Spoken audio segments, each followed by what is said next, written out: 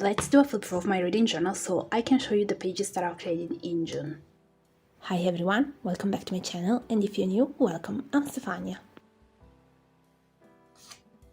The few books that I've read in June have been added here, and sadly June wasn't the best. Like, I've read only 4 books, and well, one of them was a big no for me. Quite sad, but this is how June went for me. I've then updated my book log with the books I've read in June.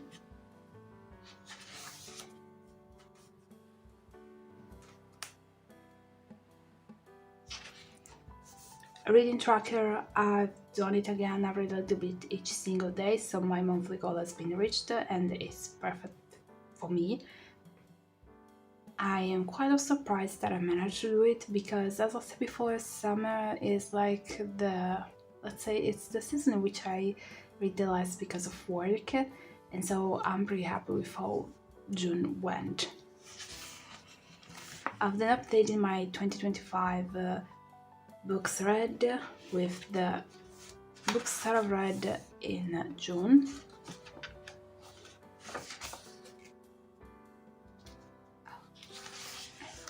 Pick One, Grumpy Darling was my favorite book for June, so for the month, and it was the one that I decided to pick and to put inside this page.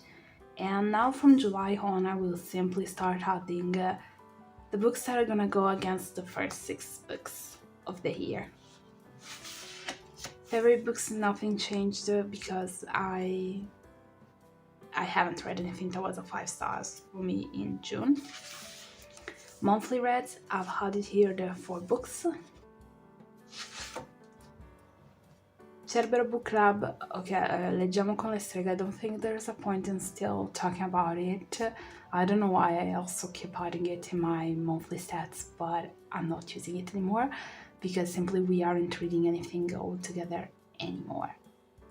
Cerbero Book Club, added the book of the month, which was my big no for this month. Series tracker, I've updated it with the things that I've read, I guess. I'm not sure. Like, I see that I've updated at least something, but I'm missing a series that I actually finished this month. I don't know. I should check it out a little bit better. Bingo has been updated, but I think that there was nothing actually to update, so June was a free bingo month, I would say. Storygraph challenge. With June, I've managed to reach 27 books. My goal is 60, and I don't think I'm gonna reach it. No, not at all. I have high hopes about it, but it's gonna be fine anyway. Alphabet challenge has been updated, and I have to say that's starting to be definitely more crowded now, but I already know that the next few books are all gonna be books that are, let's say, are gonna be like, oh, okay, I could put it here, oh, there's already a book here. So yeah, probably I'm gonna start adding less books to this challenge from now on. Call it a feeling. Same for the one which is about the authors. Challenges, I don't even want to bring them outside from the pocket because nothing changed. Like, I don't think I even updated them, or maybe I did, I don't remember. Anyway, since I'm here, I have to tell one thing. This is starting to be a pain. Like, it's a pain. It's hard to get things done in this way. So yeah, I really suggest you to always choose notebooks that you've seen a lot of reviews, and always be careful to buy original one, because this one was found on Aliexpress, but I found out the same design on another, let's say, on a more known brand. But yeah, this one was like, I loved the cover page. I was really in love with the cover, so I was like, yeah, let's buy it. No, I will never do it again. 25 in 2025, and with this month I think I've done a lot because 1, 2, 3, I've colored 3 books. I've also added all the books that I wanted to read, and that I hope I'm gonna be able to read in 2025. And I still missed one because it was in my brain, but when it was time to print the covers, I felt like it's not like I felt like something. I simply was like, what was the other book? And nothing, it's not in my mind anymore.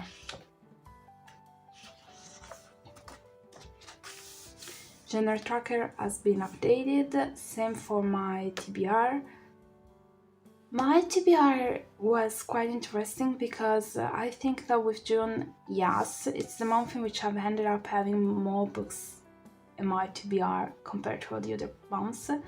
I started the month with 2 books in my TBR, I added 3 more, and then I've read 0 from my physical TBR, and so I've ended up the month with 5 books in my physical TBR. Which is fine, it's okay, it's not like too big of a problem for me. It's just interesting to see how 5 is the biggest number so far. Reading stats, I've read 4 books, 3 of them were books, 1 was a physical book, I read for 30 days, 1 book in English and 3 in Italian, and then there was all the reading parts. I think that now we can go straight to the monthly pages.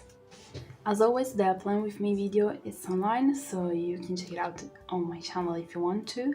I'm not gonna talk about my monthly stats because I've just said them basically.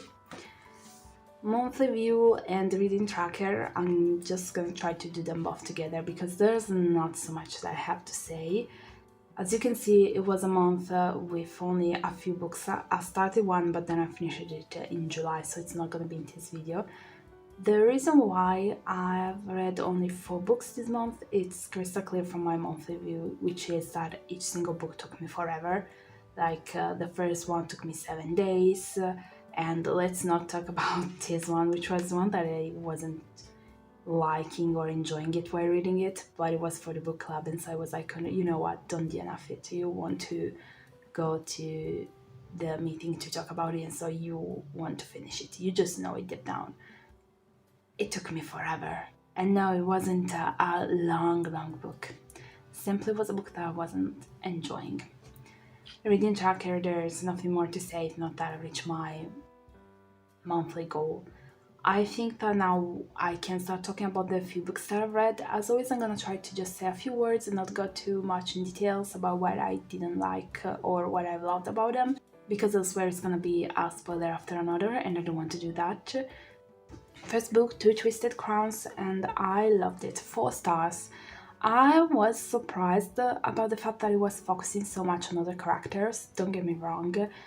I knew that things would have been different according to how the first book ended, but I wasn't expecting it to focus so much on other characters, and I've ended up loving it, which isn't easy, because especially when you really love the main characters or something like that, then if you decide to move things a little bit and focus more on other characters, we all know it's not easy. I definitely enjoyed it, yes. Why no more than 4 stars? It was just a feeling, I would say. And the fact is that, yes, I've enjoyed the world building and the magic system. The fact that the cards get even enough spotlight also in this book, it's important according to me. There is this thing that slowly is, we found out the power of another card, which everybody was thinking it was, let's say, not so useful. And so my question is, are we sure that at the end of the day we knew actually all the powers that these cards add? Anyway, I've enjoyed it, 4 stars. Wisteria, third book in this series, 3 stars and a half. Have I enjoyed it? Yes. Am I happy with it? Not really. I'm sorry, but I think that this series started amazingly, and each single time is losing something. Right now, I am like, you've been trying to give us the importance of a death that happened even before the first book actually happened, let's say it in this way. So I was expecting to find out more about second parents since you've decided to throw them in here again. We met cows, and I'm like, okay, can we know actually everything in details? Instead, no. There were things that, according to me, they need definitely more space and time in this book that were left there without any of it, and I was quite upset about it. And it's sad because I can't tell you that the problem were the characters, because I like both of the main characters, both of them. I've enjoyed their story, yes, but I feel like there was so much more that this book had to give to us. I'm sorry, but it's just how I felt about it. I know there's gonna be another book according to what I've seen. I don't know. I'm not really excited about it because now I'm scared that it's gonna be just 3 stars for me, probably, because it looks like this series is going down, down, down with each single book, and it's really sad. I think that if you create a series in which there is this mystery in the first book, and then in the second book the mystery is still there, and then in the third book there is still a mention of this mystery, and then you magically solve everything in 30 seconds, you can't expect me not to feel disappointed, okay? Because you can't prepare me for something for so long and then just give me a few lines and that's it. Like, no thanks. Anyway, I've enjoyed it in a sort of way I did. There were still these things that I just am not happy with. There's another big important thing that left me quite of like, okay, do you realize you just dropped what should have been like a bomb, and you're not even considering it? I feel like in this book, all the parts that weren't about the love story were really downplayed badly. Like, it feels like the main thing in this book had to be the love story. And I don't have a problem with that, but if you do, then don't try to create things around it which actually should have more space in the book. I'm just a little bit disappointed with it. Yes, I am. 3.5 stars. Grumpy Darling is the second book in the series, and as much as I loved the first one, I did also for the second one. 4.5 stars. I think that what I really love is that the characters actually act like their age. You know, sometimes it's hard, but I've seen people being like, I love this book, and I was reading it and I was very disappointed because I was like, okay, wait a second, these characters are supposed to be adult and they're acting like children, all of them, not just like, you know, there are some people that technically should grow up, but technically should, let's say, be adult, grown up people, but they end up being forever a child, I guess. And I could get it, but not when all the characters are like that. I've read books in which there was like the skipping from years to years. So, for example, there were chapters about the main characters being in their teenage years and then in their adult years, and they were always acting the same, and it wasn't working well with their ages. While in this book, the fact is that they are teenagers and they actually act like teenagers. 4.5 stars and no more, because I felt like there was still so much that could have been done with this book. Like Paige and the relationship with her parents, I feel like that would have had all the rights to have more space, like more chapters in the book. I know it wasn't the focus of this book, I know it, I'm not saying it should have been like that, I'm just telling you I would have loved to see more of that. Just like I would have loved to see more of Grayson with his family. And one thing I'm sure is that there's gonna be a third book, I'm pretty sure, because we're following the Darling brothers and there are 3 of them. But right now, I'm more obsessed with the little sister. Like, don't get me wrong, I can't wait to read the third book, but I just hope there's gonna be a 4th book about her, because she deserves a book as well. She just needs it. I really enjoyed it. It's not boring, it's not a book that's gonna take you forever to read. You just can read it pretty well. There were parts in which I was like, oh, can it be like this? Like, oh, can Paige not see and understand certain things? But then I was like, at the end of the day, she's just a teenage girl. And I definitely love the fact that while everybody has their own life figured out, she's like, I made a bucket list to try stuff out just to understand what I want to do with my life in the future. And I just loved her so much. I remember really enjoying this series a lot, and I can't wait for the next one. And this one, just like for the first one, for me was a 4.5 stars.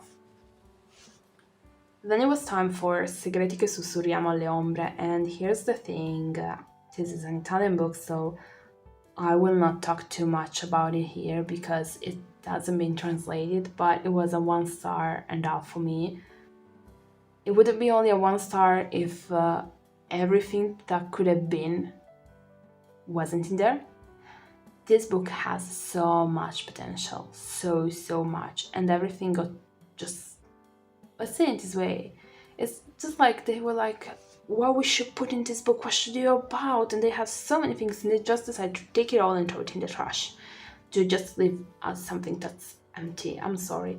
First thing, it was marketed so badly to be based in Turin. Okay, whatever. I go to Turin a lot because I live close to Turin. Like, I just need to, I can't be there in less than 2 hours, okay? So I was expecting something more. Instead, all that we get from this book is just a few street names and that's it, nothing more. So this book could have been based in any other city? Absolutely yes. Would it change something for the story? No. Would it change something for the characters? No. This was the first thing I didn't like. Another thing I didn't like, if you're gonna start writing a book and you're gonna be like, oh, I wanted to take a bait in the, and you choose a year, and that year was forever ago, then maybe you should understand that your characters have to actually act as characters from that year, okay? This, no. Technically, it's just like, I don't see anything that makes me think about when it's actually taking place. It's ridiculous, I'm sorry. So also the timing and the language chosen and the ideas and the thoughts of some characters wasn't working. The ending, the biggest problem ever. Like, I can't tell you how much I've hated that ending. So these are the books that I read in June. I was wondering, have you read them? Yes, no? Let me know it with a comment. As always, thank you so much for watching this video. If you enjoyed it, remember to give it a thumb up and to subscribe for more videos like this one. Thank you so much. See you next time. Bye!